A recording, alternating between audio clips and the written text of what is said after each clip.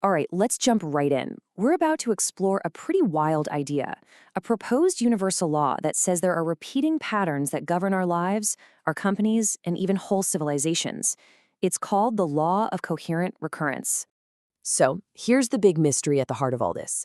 Have you ever had that feeling, that you're stuck in a loop? Or noticed how history seems to rhyme? Well, this theory we're looking at today asks a pretty bold question. What if these aren't just coincidences? What if it's all evidence of a fundamental script that every human system follows? To really get our heads around this, we first have to learn to see these patterns everywhere. So let's look at a few examples of these repeating loops, and we'll start small with something really personal and scale all the way up. Okay, so on the individual level, take the famous mystery writer Agatha Christie. She talked about having this recurring, very specific anxiety, what she called a gunman fear loop.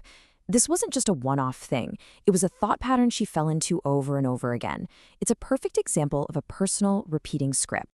Now, let's scale that up to a whole organization. Henry Ford, the master of systems, he talked about setting up a cash-thin cadence. This was a business cycle he created on purpose, a repeating loop of managing money that forced everyone to be constantly vigilant and super efficient. It's the same idea, a repeating pattern, just in a totally different arena. And now let's go even bigger, the scale of a state. The Roman Empire, one of the most organized systems in history, ran on this huge repeating rhythm, the military campaigning seasons. Every single year, the legions would follow this predictable cycle of marching, conquering, and then hunkering down. It was a loop that literally defined the empire's power. So you see it, right? From a single person's anxiety to a massive empire, the loops are there. So how in the world can a personal fear, a business cycle, and an imperial strategy all be echoes of the same thing? Well, the theory that tries to connect all of this is the Law of Coherent Recurrence. Okay, so here it is, the core claim.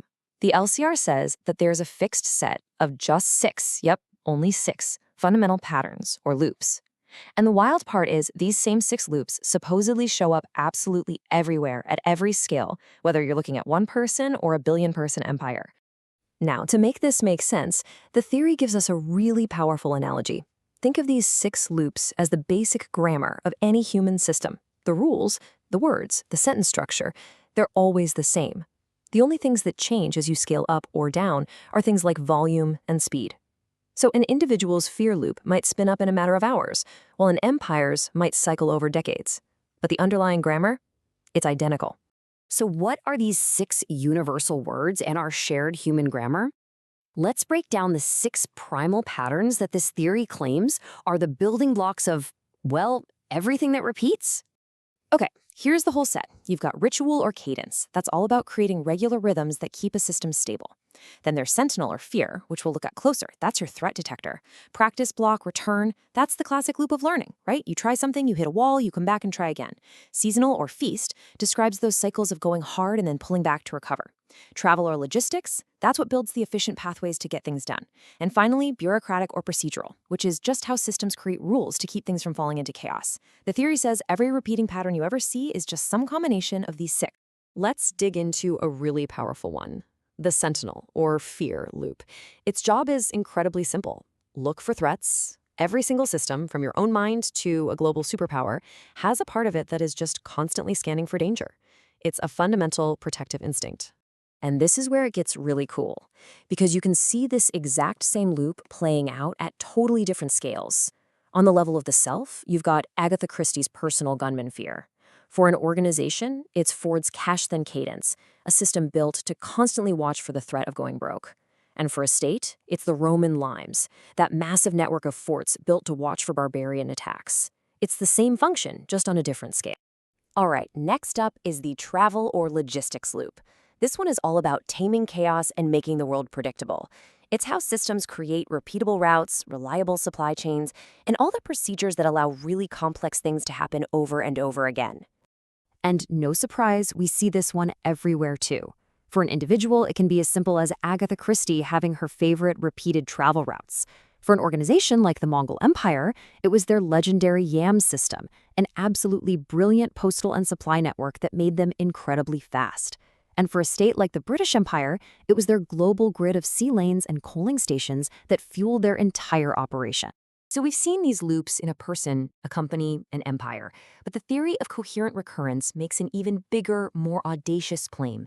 It suggests this grammar doesn't just apply to human history, it applies to our future, out there, in the cosmos. Just look at this comparison. It's kind of mind-blowing. On the left, you've got the logistics loop for the Roman Empire. Roads, sea lanes, forts. On the right, the logistics loop for exploring space.